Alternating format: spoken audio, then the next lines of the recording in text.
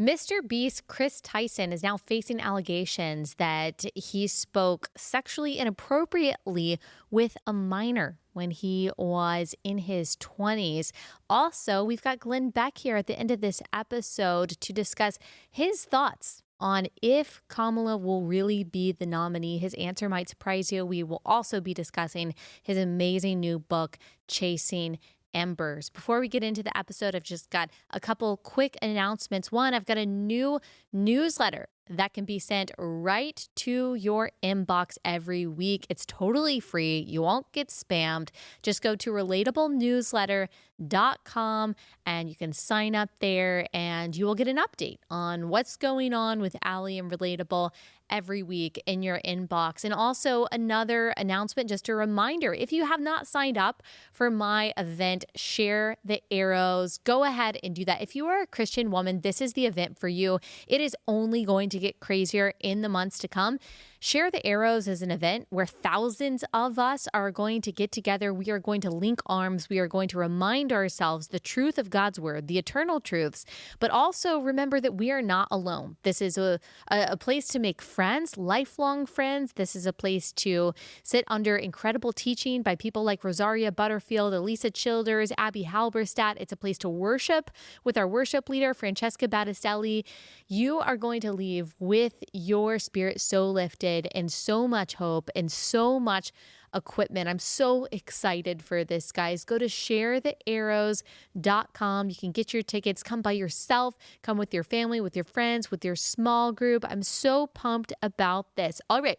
That's all we've got in our introduction. This episode is brought to you by our friends at Good Ranchers. Go to goodranchers.com. Use code Allie at checkout. That's goodranchers.com. Code Allie.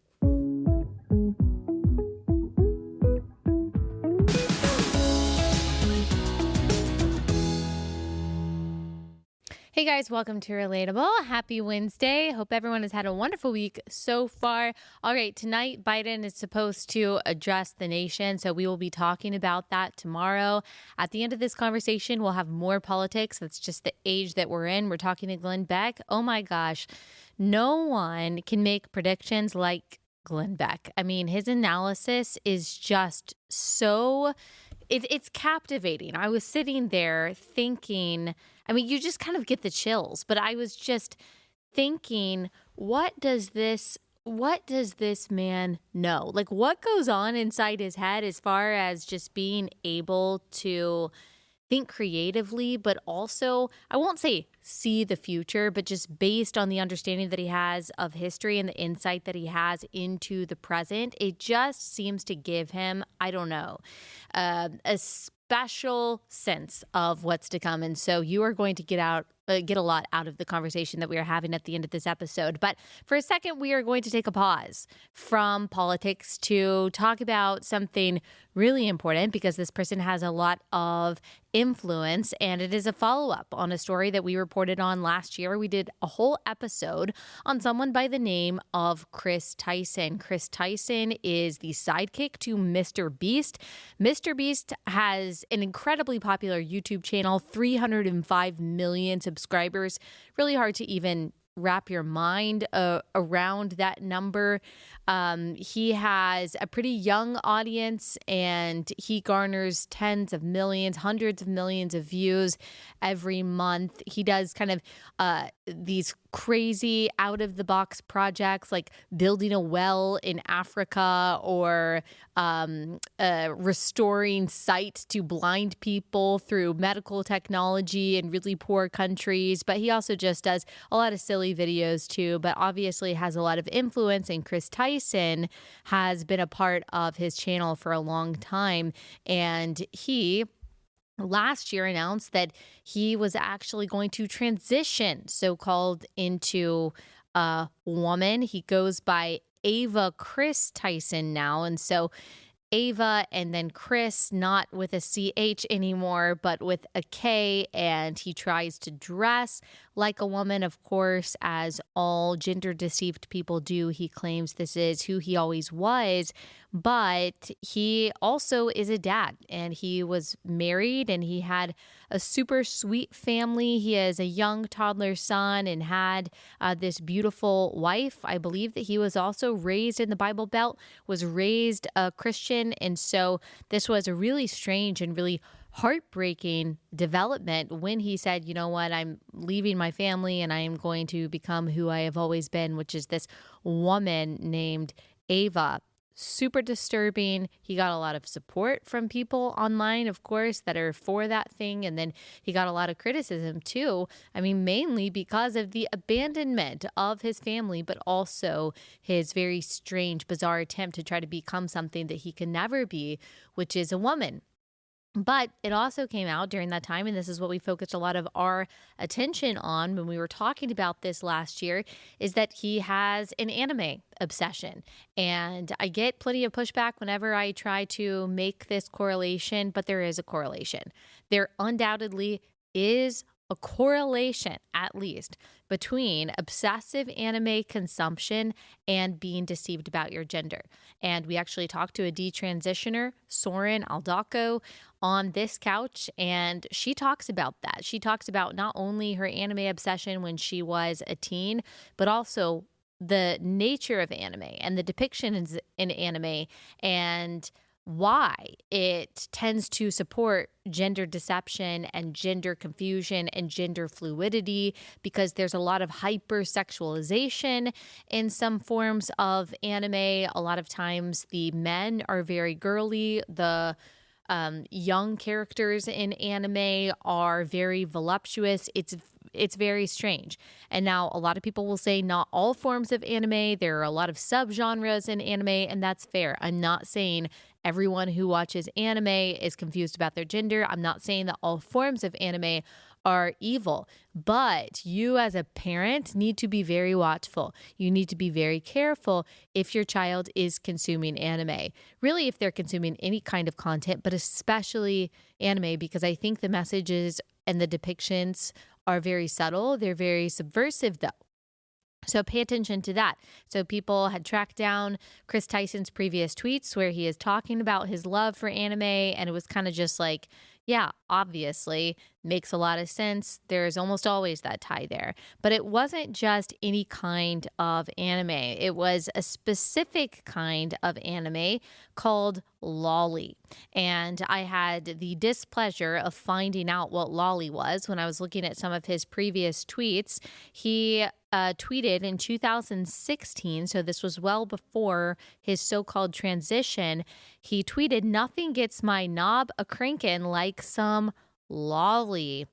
He actually deleted the tweet last year when he was receiving a lot of criticism for his decision to try to become the opposite sex. Lolly is a form of anime porn. Okay, so not just anime, but anime pornography, in which the female characters are depicted not only as children, okay, not only as children, but even infants, babies in diapers. This is cartoon pornography that Kris Tyson back in 2016 said that he was fond of, said turned him on. And we also have a picture of a tweet from a while ago, back when he still identified, quote unquote, as a man, of a picture that he had apparently commissioned from an artist named Shadbase. Now, Shadbase, again, I had the misfortune of figuring out what these things are. Shadbase apparently creates anime pornography. And he illustrates anime pornography, including this lolly, LOLI, pornography. And Kris Tyson very proudly posted on then Twitter a picture of the poster that he had commissioned. The text says bonus fidget spinners to really throw in some extra autism. I won't show the entire picture on here because it is pretty explicit, but the picture that Kris Tyson posted is very disturbing. Okay, we've got a young girl, and it's very clear that she's young because she has braces. Okay, this depiction, this very sexually explicit depiction of this girl. She's got braces. She's got a gap in her teeth. You can tell she's even, and sorry to kind of be explicit, but this is part of it. She's flat chested, but she's not wearing very many clothes. This is awful. I'm just trying to explain to you who Kris Tyson has always been. Bigfoot is real, and he tried to eat my explicit word. And then you've got a hat that says, please be patient. I have autism. Okay. And then she also has a gun in her mouth and her finger on the trigger. So that is who Kris Tyson is. Those are the kinds of things that he likes. And so it has come as no surprise to me at all that Kris Tyson has now been exposed for allegedly talking to a minor sexually.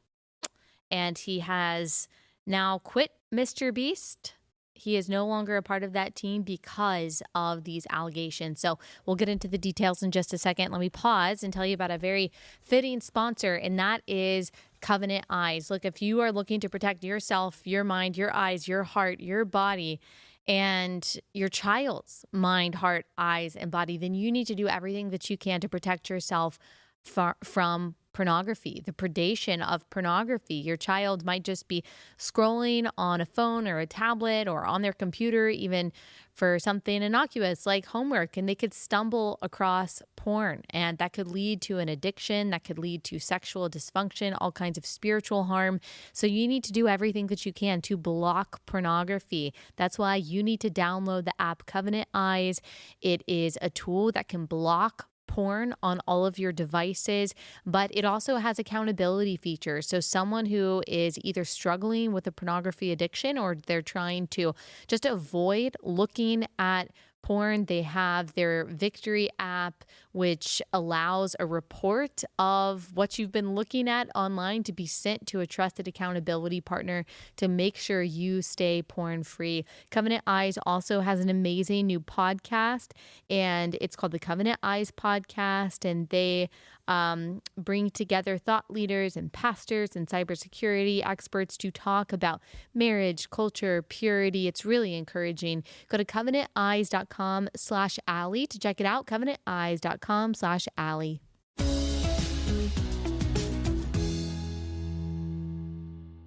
So there's been an uproar on social media over the past few days because of a series of YouTube videos by someone named Prism42 that claimed to show online conversations between Kris Tyson and a minor about nude photos, also inappropriate Snapchat messages sent by Tyson to the minor, and Instagram posts of Tyson and the minor who had visited Tyson in college. Now, this was apparently a fan of MrBeast who was 13 years old when Tyson was 20 years old.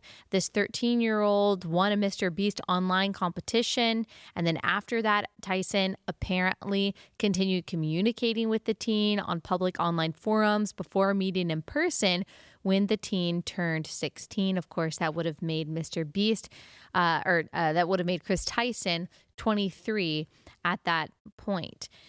So here are some examples according to this video of the inappropriate relationship. The focus of the YouTube video is the age differential. Why is a college age man friends with a middle school boy? This was a boy. Why is a college age male so friendly with a middle school boy that he is sharing sexual jokes with him?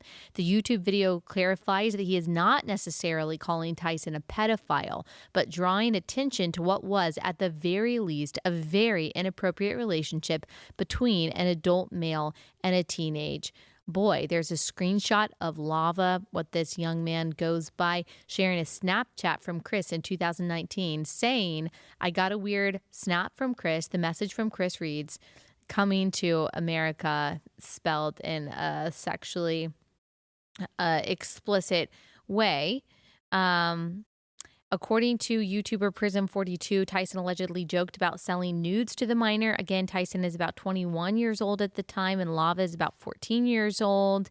You can see the tweets going back and forth.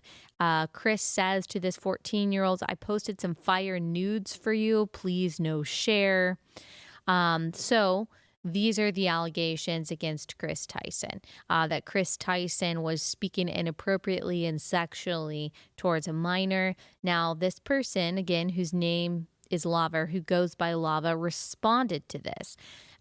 He says these videos are massive lies and twisting the truth. Ava never did anything wrong, just made a few edgy jokes. I was never exploited or taken advantage of. Can you do me a favor and comment on these videos and tell them to stop spreading lies? The situation takes away from children who are actively being exploited every day online. I am not a victim of anything being claimed in these videos at all. But again, we've got some other disturbing tweets, some other disturbing posts by Kris Tyson that have now been resurfaced, that have now been uncovered because of these other allegations. The X account Reddit Lies uncovered some of these posts from Tyson's Reddit account, where he said in June 2017, why the F would you use your VR headset for anything other than 3D lolly gang rape porn? Remember, that's child porn. October 2017, but can you still get teen love? 14-year-olds always stay 14. He also commented on a link posted on what was then Twitter that redirected users to a pornographic comic of Caillou and his mother. Caillou is a popular children's show about a 4-year-old boy. Another pedophilic seeming tweet in 2017, Tyson wrote, that BITCH looks good for a 4-year-old. Multiple posts show Tyson interacting with Shadman, as we've already said, an artist known for drawing young characters in sexual poses. In one post, Tyson begged Shadman to draw a 10-year-old anime girl. Other posts show Tyson sexualizing cartoon children. So, are the allegations about him talking purposely sexually to Lava, do they amount to accusations of pedophilia? Lava said he was never exploited. I think that we can say in the very least that this is a pattern of extremely disturbing behavior. Are there others out there whom he has talked to inappropriately, made so-called edgy jokes with? Look, an adult should never be making edgy jokes with a minor, ever. Maybe it wasn't explicitly sexually predatory. Maybe he didn't really send nudes to him. Maybe there wasn't a relationship there. But you should never even have a friendship with a 14-year-old boy as a 20-year-old. That's weird. That in and of itself is weird. That is strange behavior. A 14-year-old boy doesn't even have the words to be able to articulate why that feels wrong. And for Kris Tyson, in a position of influence and even power for this young person was a MrBeast fan. He probably felt, okay, I've got to be really nice and responsive to Kris Tyson. This is a really big deal. It is entirely gross and inappropriate at the very least. And I think in the context of the rest of everything else, we can keep raising these red flags. That's what I'll say there. And this is not uncommon. This is extremely common when it comes to these grown men who decide seemingly overnight that they are the opposite sex. They almost always, it seems, have this history, have this pattern. Because, as I've said many times, this gender deception, especially when it comes to grown men, it's a sexual fetish. It's not gender dysphoria. I don't even really say as much gender confusion anymore, because really these grown men are acting out a humiliation fetish that typically involves some kind of addiction to child sex abuse material. That's the truth. And this is a great example, this whole issue, but this person is a great example of the harms of toxic empathy. That when we have more empathy for a grown man who identifies as a female and starts dressing like a little girl than we have for the minors and for the women, the girls and women in particular, that are victims of men trying to come into their bathrooms, come into their locker rooms, play on their sports teams, identify as their gender, well, we've really lost the plot, but we end up harming much more than helping. So, I mean, yes, we should pray for Kris Tyson. Absolutely. We should pray that the scales would fall from his eyes, that he would repent, that he would come to know Christ, that he would realize the error of his ways.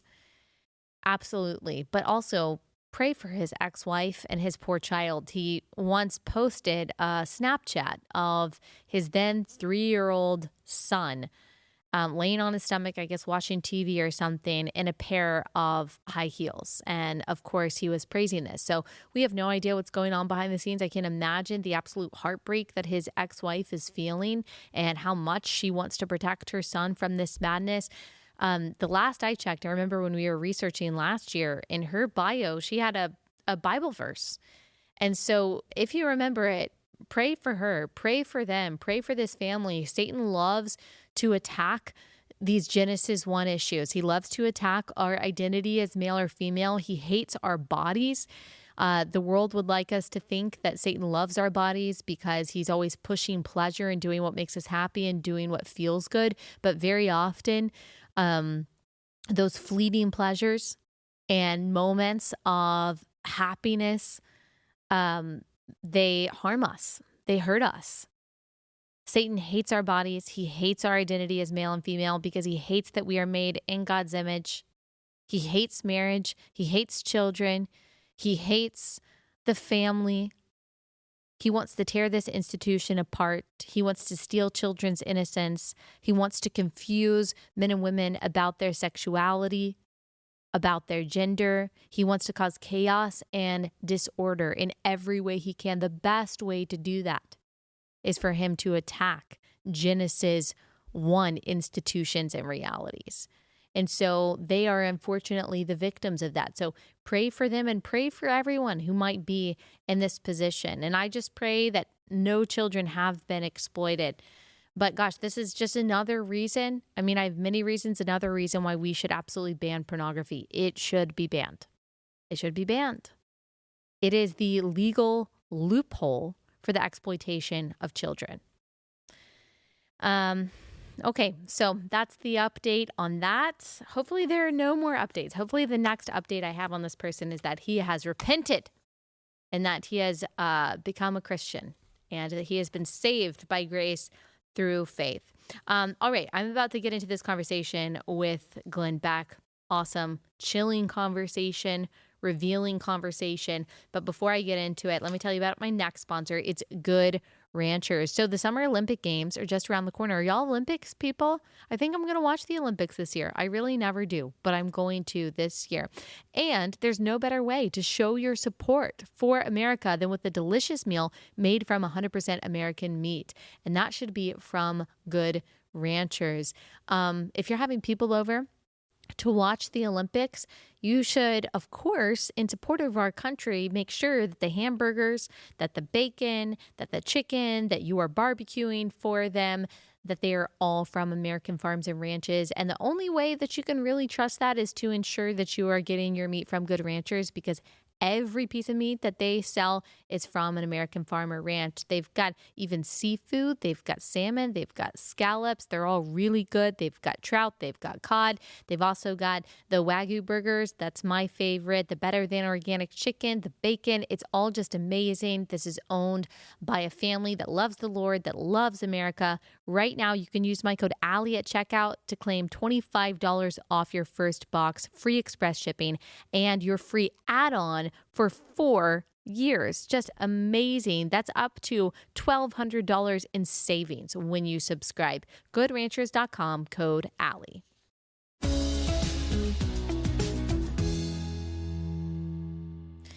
Glenn, thanks so much for taking the time to join us again. All right, before we get into your book, which is just fascinating, so good, can you just tell us your general take on everything that's happened over the past couple of weeks? This is the craziest time in my political life. Would you say it's the craziest time in yours? Oh, by far. Really? By far. Name a time. If I was to sum it up in just a few words, I would say it would have to be Jesus is coming. It's just, it is, it's so dark. It's so twisted. We've lost sight of everything that is real. We are, if you think that the last few weeks have been eye-opening, you can't imagine what the world will be like in December of this year. Right. Well, I want to hear some of your predictions. I mean, what do you think is going to happen at the DNC with this election? Do we have an October surprise? I mean, what's your thinking? So I don't know. I mean, if I could talk as a fiction writer, not as a prediction, because everything is so up in the air. Really, Allie, anything could happen. Right. So let's just look at the things that are possible.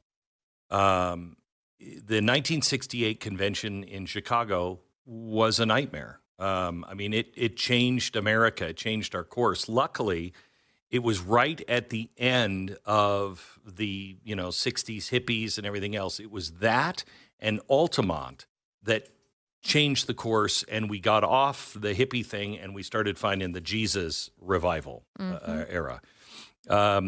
This year promises to be, I think, as explosive as the 68, if not more so. Anything could happen, especially with our Secret Service being as poorly run as they are right now. I would imagine that we are going to see some very unusual things in the streets of Chicago. I hope this was the last attempt on assassination, but I don't think so. Our president is so ill that I think he could pass away from natural causes at any time. He started taking his responsibilities and delegating literally in writing. I didn't even know you could do this, but he is delegating the presidential powers on certain issues like Ukraine to the State Department and to the Secretary of Treasury. I've never seen a president do that. Why would you do that? We're just in uncharted territory. Then who is going to be the nominee? I can't imagine it's going to be Kamala Harris. Really? Well, Barack Obama hasn't weighed in on it yet. Yes, I was going to ask you about that. Yeah, and that says a lot to me. He doesn't want Kamala Harris, and I think you're going to have possible chaos on the convention floor. You know, it was Barack Obama and Nancy Pelosi that were really responsible for the duck out of Joe Biden. And so Barack Obama will get his way one way or another. And I would imagine we're going to have chaos on the convention floor. You already are seeing the death of democracy with the Democrats. I mean, I've never seen anything like it. The Democrats seem to be okay with it, which is so bizarre. They would not allow the president to be challenged by anyone in the run-up. So you had all the primaries. Even though the people were saying, we want another choice, they wouldn't allow it to happen. They said he was fine. They were caught in a lie.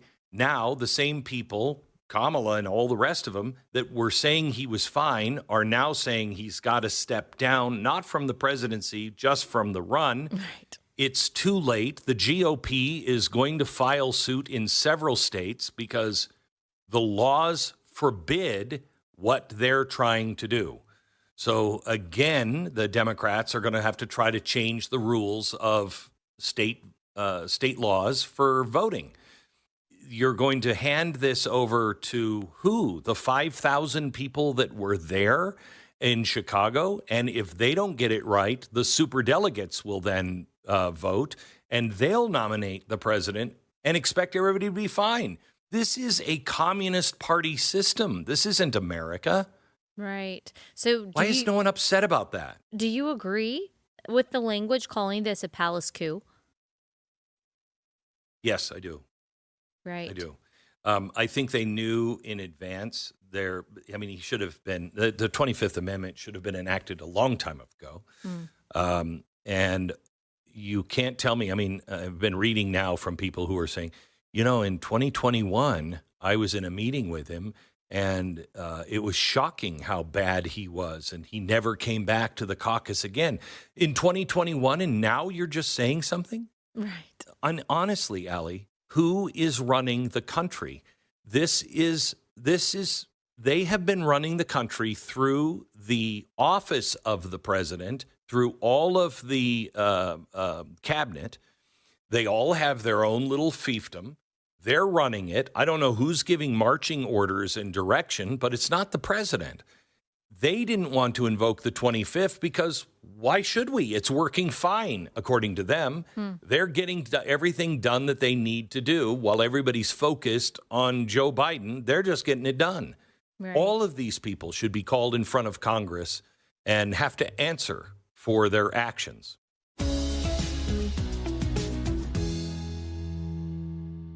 All right, quick pause from that conversation. I told you it was going to be good. But I got to take a pause and tell you about our third sponsor, and that is Crowd Health. Y'all, health insurance is so confusing. It can make you sicker than you were before just because of all of the complications, the complexities, the burdens that come with health insurance. It might be time for you to opt out of the confusing, headache-inducing health insurance model and instead choose Crowd Health. So Crowd Health is not health insurance. You are joining the crowd and you are helping each other cover the cost of your health care. So it's just $175 for an individual or $575 for a family of 4 or more. And then you get access to a community of people who are willing to help out in the event of an emergency. You get access to telemedicine visits, discounted prescriptions, so much more without doctors' networks getting in the way. And of course, you join the crowd, a group of members just like you who want to help pay for each other's unexpected medical events. This really can be life-saving. Health insurance is only getting worse. Maybe it's time to give yourself some relief and opt for Crowd Health. They can help you with your healthcare needs. Get started today for just $99 a month for your first 3 months using code Allie at joincrowdhealth.com. Crowd Health is not insurance. Learn more at joincrowdhealth.com. That's joincrowdhealth.com, code Allie.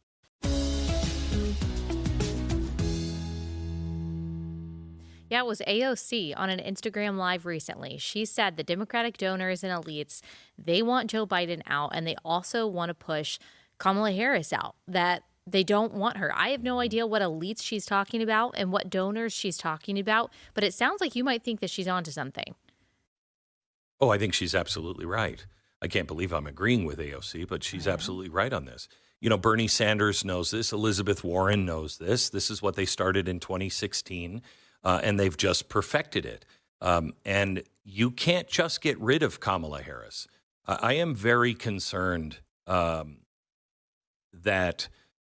the events that we have seen in the last few weeks could accelerate. We could lose the president through natural causes, be left with Kamala Harris. And if the elites don't want Kamala Harris, well, what happens then? She's gettable. She's gettable with the Secret Service. I don't want to believe that the Secret Service was in any way, shape, or form involved or just turned a blind eye. I want to claim that it was only incompetence that happened a couple of weeks ago, and that might be the truth. But we also now at this point have to consider it might have been a blind eye or worse. And we have to have these answers before we get to the convention in Chicago. Too much is at stake. Can you imagine if somebody shot Kamala Harris at this point? Right. Can you imagine? And Allie, look at what the leaders of the world who are against us are seeing. When President Reagan was shot, it was the most dangerous time in my childhood of remembering, because we were we were up head to head against the Soviet Union. We had not, met Gorbachev yet, and he's shot. And for a while there, who is in charge? And somebody came from the White House, I think it was Haig, and he said, I've got control. He was from the Pentagon. I have control of the White House now. Well, he didn't. That wasn't constitutional. And the conversation everywhere at the time was, what is our enemy thinking? We are in disarray. And that was only for a few days. Look at the disarray we're in. You think that people in Iran, in North Korea, in China, in Russia, anywhere that they don't like America, they're not looking at us right now and saying it is prime for the taking right now. Mm-hmm. Mm-hmm. And yet, in his statement, President Biden said that we have never, ever in our history been better positioned to lead on the world stage than we have right now. I mean, I understand he has to say that. He has to say we have the greatest economy in the world and gaslight the public. But to make that kind of statement, that we have an unprecedented leadership position on the world stage right now, that's bold. When will the average person wake to this? I mean, we've been seeing this stuff, Allie. I mean, we've been together for a long time, and we've been talking about this stuff for a long time, saying, but you could still excuse it one way or another. You could still say, if you're on the other side, well, that's not happening. That's this, and this, and you're just taking this out of context. There's no way, there's no other way for a thinking human being to look at what's happening and not say, we are in dire trouble. Yeah. And we have to clean this mess up quickly or the world will take us out. Yes. You mentioned that we live in this dystopia now, and we can't even imagine what it's going to be like at the end of this year. And if the events of the past, 2 weeks and then 5 years have taught us anything, it's that we really can't predict the unpredictable. And that's just the age that we're living in now. You've written a fiction novel. Go ahead. Hang on. Let me just say this. Yeah. Condoleezza Rice said to me, and this was in 2007, 6 or 7, and she used specific language, and it was biblical language. But she said, these, Glenn, are the birth pangs of the things to come. Okay? Mm-hmm. Birth pangs, it's really interesting to think of a birth pang. Birth pangs first start, and then they get faster and harder and more severe and closer and closer and closer and speed up until you give birth to something. Yes. Look at how the birth pangs in the last 3.5 years have sped up. Yeah. It's relentless now. It's always happening. Every day you wake up and you're like, wait, what happened yesterday? That's going to speed up in the next few months, and we are giving birth to something. And I don't think it's a happy surprise. Yeah. Yes. I remember that well, and it is an apt metaphor. Yeah. Is that part of why you wrote this new book, Chasing Embers? It's a dystopian novel, and it does seem perfect for this age that we're describing. So I've had this story in my head. I write stories in my head all the time, and then some of them make it actually to book form. But I wrote this in my head probably 2005 or 6, and I was reading Karl Marx and trying to understand Karl Marx. Have you ever read any Karl Marx? It's a little bit. I can't say a lot, but yes. It's insane, okay? How anyone could read that and go, that's logical. It's insane. It goes against human nature, all of it.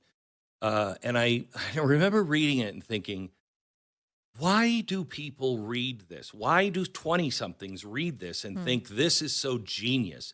And yet they will never pick up anything from Thomas Jefferson. Never. And that's brilliant stuff. And I decided it's because for so long, it had been banned or it was underground, okay?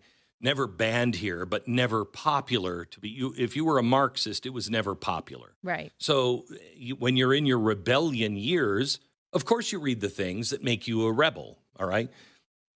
And I thought, when are people going to start reading our rebellious period, the true revolutionaries like Thomas Jefferson? And I thought, I think it's going to have to be lost or forbidden before it becomes popular again. So I started thinking about that and thinking about where the world was going with giant corporations and public-private partnerships and AI and everything else. And we all know how that could end. It most likely will end horribly, like it does every other time the world tries it, except this time it has AI on its side, and that could be a game changer. And then I thought of Ronald Reagan saying, any generation that has tasted freedom and loses it will never taste it again in their generation, okay? And it will be our children and our grandchildren. So I started playing this out over, an 80-year period and thought, okay, so our children and our grandchildren, when the truth is taken from them, how will they find it? What will the world be like? And how will they even know what's true anymore if everything's been erased?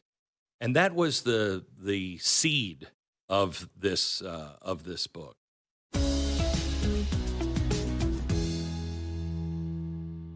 All right, last sponsor for the day is My Patriot Supply. I mean, you're hearing Glenn, right? We have no idea what's going to happen in the future. We don't know what the next few months hold. It's just time to be prepared. I don't believe in being paranoid and anxious and fearful. The Lord tells us not to be those things, but we can be prepared. We can steward the resources that we have well and just make sure that our families are taken care of. I think Proverbs 31 supports that. One way to do that is to get an emergency food supply from My Patriot Supply. This gives you peace of mind. Right now, if you go to preparewithallie.com, you can save $200 on their best-selling 3-month emergency food kit. It delivers over 2,000 calories a day, lasts up to 25 years. Preparewithallie.com.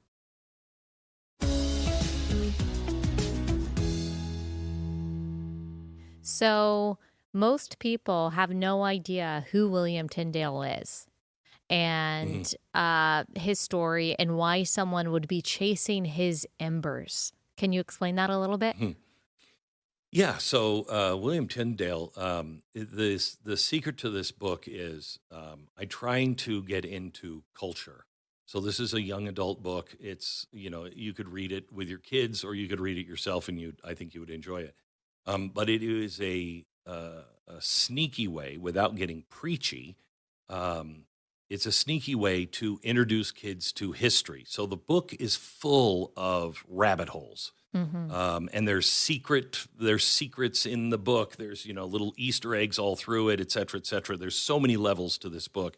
But the kids are looking for, the two teenagers in particular that we follow, are looking for the truth. One it is rejecting the truth because it was how he was raised. He was in defense of all of the lies. But he's torn. He's a rebel, and so he doesn't know. And his character almost is driven insane when he finds out about William Tyndale. He doesn't believe it's true. He doesn't want to believe it's true. And what drives him crazy is that Tyndale died, as he says, for what? Paper? A story? But he doesn't understand, because God has been wiped out of this. He doesn't understand the power that those words that he was trying to get printed in his own native tongue, English, the Bible, he doesn't understand the power of that book, the power of that truth. And so part of the story is, how much is the truth worth? Why even look for it? It's only going to make you miserable. Yeah, it can make you miserable at first until you align your life with it. And then even then, it might make your life miserable in a different sort of way because they might kill you for it. But the truth changes you dramatically. And he can't understand that through the book. He doesn't want to believe that a man would die for what's written in a book. On October 6th, 1536 is when William Tyndale was tied to the stake outside a castle near Brussels, and his final words were apparently, "Lord, open the King of England's eyes." That was his final plea, not for his own safety, not for his own life, not for his own physical rescue, but the spiritual rescue of the King of England. And I think it's hard for even us to understand that.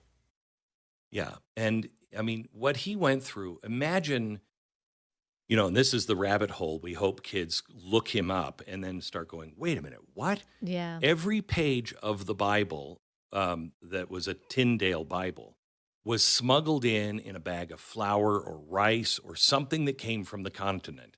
He would go to printers all over Europe, and he'd say, I just need you to print this one page, backside and forward side. I just need you to pay this one. And they would say, you know what?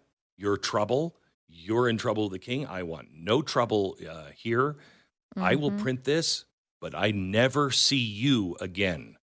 And so they would printed every page of the Bible, and then they would smuggle these pages in as contraband. If you were caught with one page, it meant death.